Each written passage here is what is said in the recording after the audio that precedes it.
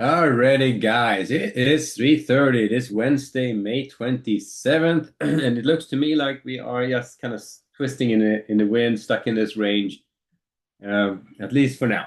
So you can't complain. I mean, we had a pretty spectacular run to the upside, and Nasdaq has been absolutely on fire. Some of these stocks are absolutely going parabolic, crazy stuff's going on there. So I'm not going to be surprised if we get some wild rotations here. Now. We are still to the upside. We haven't fallen out of bed by any means. And I mean, at this point, I would just stay on the long side of this.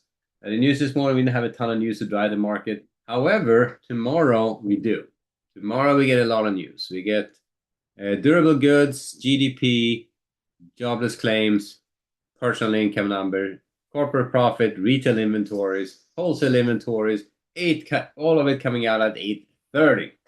So 8:30 is going to be crazy. We'll see. A lot of news to drive the market there, but there's a lot of big numbers there. I think the bigger one there is the personal income number. That's your PCE and inflation read. Probably going to be a little bit harder than you want, given the oil prices the last month and a half. So but look out for that. 8:30 tomorrow, we get some wild action going on.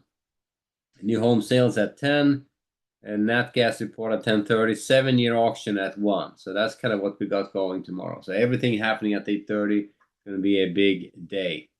Now, it could go either way. Mixed bag of news could be us keeping twisting in the wind. If the market decides to sell off, it would not be surprised if we get some weakness, some profit taking going on there. But we'll see. You also have whatever is going on in that in the cabinet meeting from today. Are they going to be keep going down the path of peace and negotiation, or are they going to just knock them out? That's anyone's guess right now. I don't know how much patience they got, what's happening. No one knows more than the guys involved. And anyone you hear speculating about it probably don't know a whole lot. So I would just stay vigilant and be aware that if something happens on the kinetic side, probably the market has a knee-jerk reaction to the downside. And if they stay on the positive side, if they get some kind of a deal going, the market probably going to rocket a bit. So that's kind of what I think we are looking at.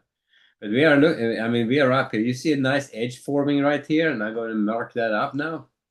So we have a potential little edge forming right there, worth looking at. Okay, and we have one down here. Not going to be super aggressive on that one, but we have these lower edges in this prior distribution, and we have a potential new edge developing here. I'll leave it on there, a little edge on the F1. See how that develops. But that's kind of where we are, and so far we haven't taken that out, retraced a whole lot. So I would stay on the long side. I would look to buy weakness for rotations back up. If they start taking out this 75 to 15s now, I would be a lot more aggressive on the short side, looking for see how far they want to take it. But right now, I'm looking to buy weakness 75 30s, 75 15 to 20s for rotations up.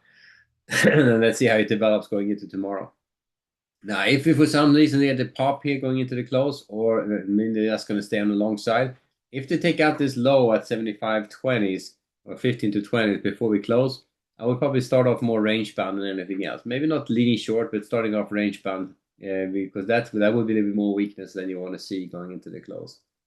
Looking for short setups against that, it's going to be an edge up here at the 75-45s. It's going to be one here at the 55s and one here at the 65s for rotations back down again. So that's how we get started. No trades on the ES, just one trade on the Nasdaq. That was earlier on over here. I tried a short trade after they failed to take out the mode a couple of times. It turned out that they got the break-even shakeout, and then they took one leg higher. So I'm glad I didn't try to engage on the high here. It's like would have been an immediate loser. So there you go. It's difficult stuff. This and then this range here, even from the high on that prior this rotation over here. 30,015 up to 50, so that's 35 points. That's over 150 ticks, so that's just crazy. So yeah, not being super aggressive. I was tempted to do something here, but when you're trading it around the mean like this, there's just nothing happening. There's no directional. You had to make a directional move, and as you can see, yeah, fake outs up, fake outs down. This one here was a big fake out to the downside. If you tried that one, you would be caught. So this is just notoriously difficult. So I wouldn't, in the bigger picture, you're up here against this upper area of resistance. So if anything, I would try a short trade up here.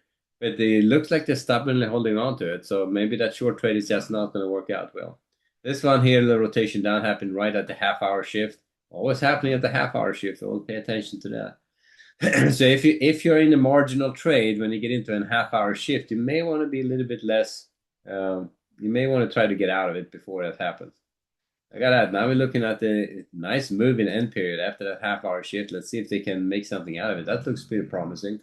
3 bars, solid buying here, running out into the high. We'll see. This could also be, by the way, a fake out. They take it higher, figure out again, and then run right against you. So let's trade with caution, and when you're trading around the mean like this. So that's the ES and the Nasdaq. Nasdaq, I would look to buy weakness as well. And looking at this guy, and capital flow in the capital flow in the Nasdaq is just crazy up here. Not an obvious edge to mark up here. So I'm going to leave that for now. There could be something right here, but I don't think that's strong enough yet to mark it up. But it could be.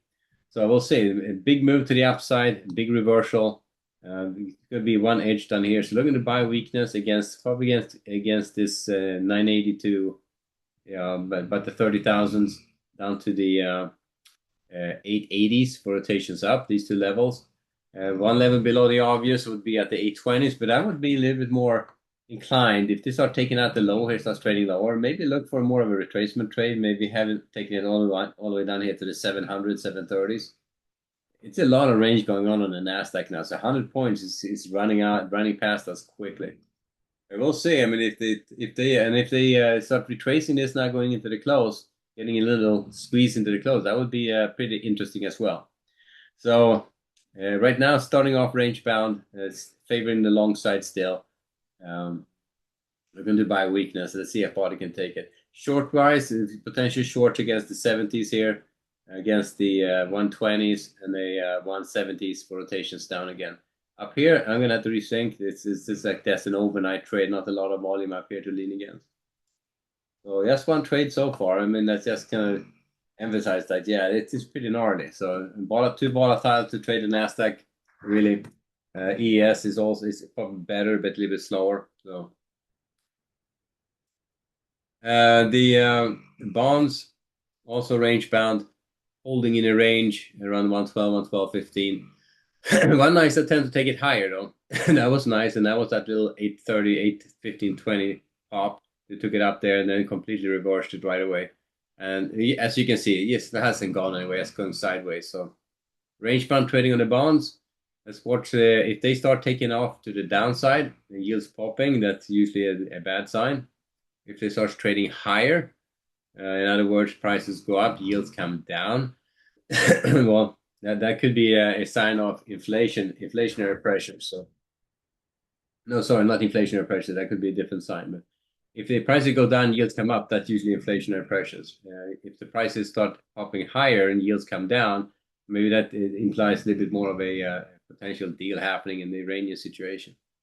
Anyway, we'll find out. So.